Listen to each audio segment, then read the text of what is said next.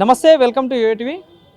నిన్న ఏదైతే చూసుకుంటే ప్రవీణ్ గారు చనిపోవడం జరిగింది, అది మర్డరా యాక్సిడెంట్ అనేది చర్చనీయాంశంగా మారింది. సో మరి మాట్లాడేది ఇదే అంశం మీద మనతో పాటు మాట్లాడడానికి ప్రొఫెసర్ గాలి వినోద్ గారు ఉన్నారు. సార్ నమస్తే. సో అయితే పాస్టర్ ప్రవీణ్ గారు నిన్న చనిపోవడం జరిగింది. కొందరేమో అది యాక్సిడెంట్ అంటున్నారు, కొందరేమో మర్డర్ అంటా ఉన్నారు. సో అసలు ఏంది దాని మీద మీకు ఏం ఇన్ఫర్మేషన్ ఉంది, అసలు ఎట్లా చూడొచ్చు? అంటే మేమంతా సోషల్ మీడియా మీద ఆధారపడడం ఇప్పటిదాకా.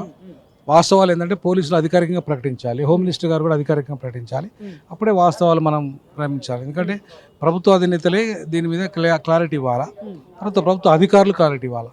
సో కాబట్టి ఇవి రెండు రాలేదు కాబట్టి దీని మీద సోషల్ మీడియాలో జరిగే ప్రచారాన్ని అన్నింటినీ మనం పూర్తి స్థాయిలో నమ్మడానికి లేదు.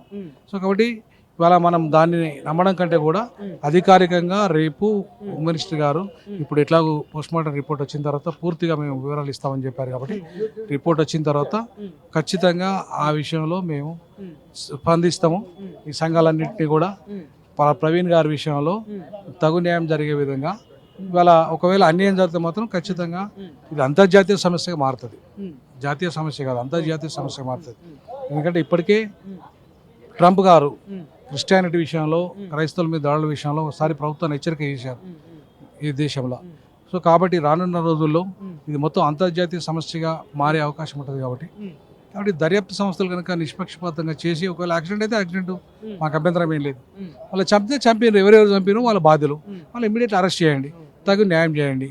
అంతేగాని దీన్ని తాత్సారం చేసేసి, డైవర్ట్ చేసేసి, పోస్ట్ మార్టం రిపోర్ట్ మ్యానిపులేట్ చేస్తే ఖచ్చితంగా ఇవాళ రేపు మొత్తం సోషల్ మీడియా చాలా బలంగా ముందుకు వచ్చింది. కాబట్టి ఇప్పుడు ఏదైతే ఇప్పుడు క్రిస్టియన్ కుల సంఘాలు కానీ నాయకులు అందరూ ఏమంటా ఉన్నారు, ఇది కంపల్సరీ మర్డరే, ఈయన మీద కొంతమంది టార్గెట్ పెట్టుకొని ఉన్నారు కొన్ని, అంటే మన సోషల్ మీడియాలో చూస్తున్నాం. సో మరి ఏమై ఉండొచ్చు అంటారు, నిజంగా మరి అది మర్డర్ లానే చూడొచ్చు? నేను మర్డర్ లాగా అన్నాను, కానీ అంటే కొంతమంది థ్రెట్ చేశారు, వాళ్ళ ఫోన్ రికార్డ్స్ చూడాలి, వాళ్ళ ఫోన్ రికార్డ్స్ అంతా బయటికి తీస్తే వాళ్ళు ఏమన్నా వచ్చి ఫాలో అయ్యి ఏమన్నా వెనక నుండి చేపించారా లేదా, ఇవన్నీ కూడా దర్యాప్తులు తెలితే అట్లాంటి జరిగితే మాత్రం వాళ్ళ మీద చర్యలు తీసుకోవాలి.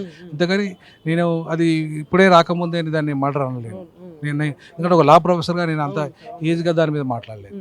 సో ఎట్లా అంటే ఎట్లాంటి జస్టిస్ రావాలని కోరుకుంటున్నారు సార్ మీరు? ఖచ్చితంగా నేను ఏమంటానంటే చంపడం నేరం, పుట్టించిన వాడికి తప్ప ఈ భూప్రపంచంలో ఎవడు ఒక మనిషిని ఇంకో మనిషి చంపే అధికారం లేదు.